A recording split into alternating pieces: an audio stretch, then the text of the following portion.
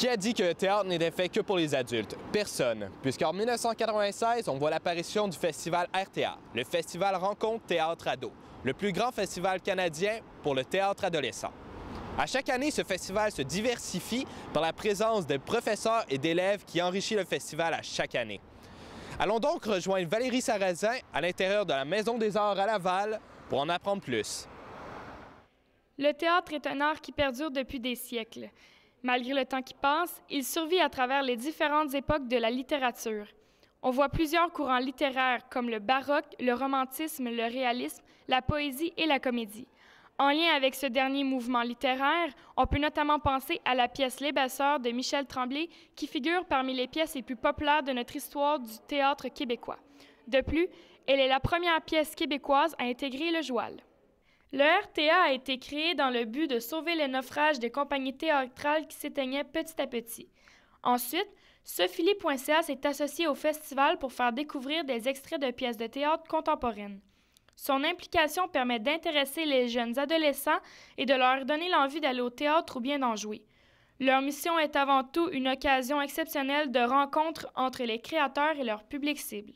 Donc, ces projets-là, c'est d'amener des artistes à l'école qui vont faire du théâtre aux jeunes, qui vont leur apprendre certaines formes artistiques aussi, que ce soit dans la voix, la diction, que ce soit dans la mise en scène, que ce soit dans l'écriture. Parfois, c'est un travail d'accompagnement qui va aider ces jeunes-là, avec le professeur, à monter leur spectacle de théâtre de fin d'année. Le festival Rencontre Théâtre Ado permet à un grand nombre d'adolescents de se divertir ainsi que d'accroître leurs connaissances en théâtre. Plusieurs jeunes ont en effet diverses activités à la programmation. Des pièces de théâtre, des laboratoires et des ateliers sont au menu. Ce que je trouve vraiment intéressant du festival Rencontre Théâtre Ado, c'est que c'est le seul festival qui fait du théâtre pour les adolescents, qui présente du théâtre pour les adolescents. Il n'y en a aucun autre. Il y en a d'autres, des festivals jeunesse qui vont avoir un volet adolescent ou qui vont présenter des spectacles à des plus vieux enfants, mais c'est le seul qui se donne cette mission-là. Puis je trouve que c'est quelque chose de très noble parce que... En plus de posséder plusieurs troupes de théâtre ado, le RTA compte également une des plus grandes troupes d'improvisation du Québec pour les jeunes du secondaire.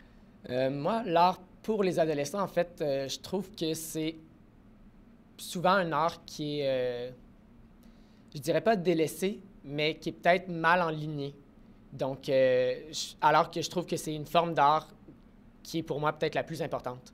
Parce que ça commence là. Les gens, oui, OK, il va y avoir du théâtre jeunesse, tout ça, mais à l'adolescence, tu te formes, tu apprends énormément, tu décides de qui tu vas être plus tard. Puis là, ben, si on te présente, comme par exemple une pièce de théâtre qui ne te parle pas du tout, ça se peut que ça soit la seule et la dernière que tu vois dans ta vie.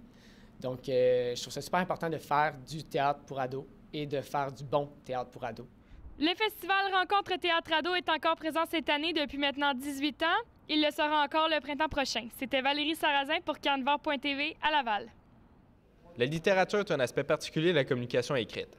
Elle est différenciée par l'utilisation des aspects littéraires pour multiplier ses effets sur le lecteur. Sans l'invention de Gutenberg, l'impression, la littérature n'aurait peut-être jamais vu le jour. Elle permettait la production beaucoup plus rapide de livres et ainsi diffusait beaucoup plus rapidement la culture à travers le monde. À Laval, la littérature touche tout le monde. On peut penser aux adolescents qui s'impliquent dans les pièces de théâtre et aux adultes, eux, qui fêtent le livre et le droit d'auteur. Les livres ont droit, eux aussi, à leur fête. C'est pourquoi l'UNESCO a créé la Journée internationale du livre et du droit d'auteur. La journée de la mort de Shakespeare, Cervantes et d'autres auteurs reconnus s'y prêtait bien. Cette journée ne peut malheureusement pas avoir lieu sans l'aide des municipalités qui veulent bien s'y prêter. Allons donc rejoindre Cédric Jutraimard à Laval pour qu'il nous en parle un peu plus. La littérature fut au cours des siècles une culture importante pour toutes les sociétés du monde. C'est même d'elle qu'est née la Renaissance, une période inscrivant la modernité au sein de l'humanité. Le 23 avril se déroule la Journée mondiale du livre et du droit d'auteur partout à travers le Québec. Cette journée offre aux lecteurs plusieurs activités en lien avec la littérature. À Laval, ces activités sont organisées par la Société littéraire de Laval et sa directrice, Diane Landry. pour la culture, ben, le plus on va parler de la culture, le plus on va parler de poésie, d'expression littéraire, de livres, ben, le plus les gens vont être exposés ou vont possiblement avoir envie de s'en prendre un livre puis de s'impliquer. Les activités organisées lors de cette journée ne sont pas simplement mises en place. Durant cette journée, plusieurs artistes animeront ces activités et même en donneront leur touche personnelle.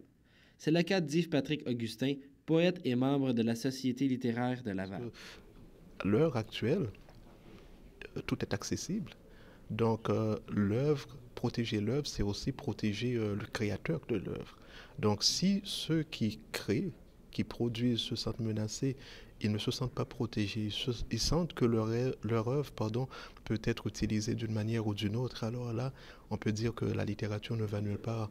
Si vraiment on s'ouvre, et des fois c'est par la création, c'est par le livre, et plus les gens fréquenteront les bibliothèques, parce que ça leur appartient, plus ils vont s'enrichir personnellement, et puis qui vont s'ouvrir aussi à d'autres, et puis ça va probablement permettre de nouvelles voies d'écriture. Hein.